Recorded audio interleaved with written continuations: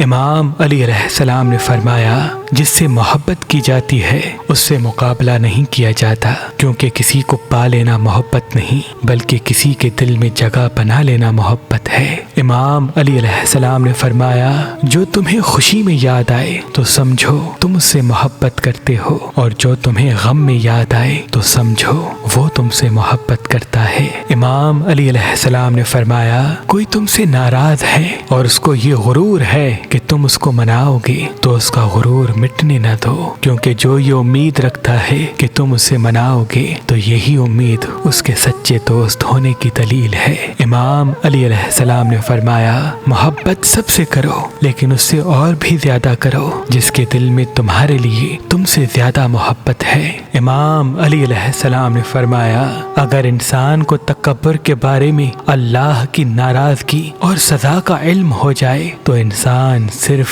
فقیروں اور غریبوں سے ملنا شروع کر دے گا، مٹی پہ بیٹھنا شروع کر دے گا، مٹی پہ بیٹھنا شروع کر دے گا، مٹی پہ بیٹھنا شروع کر دے گا۔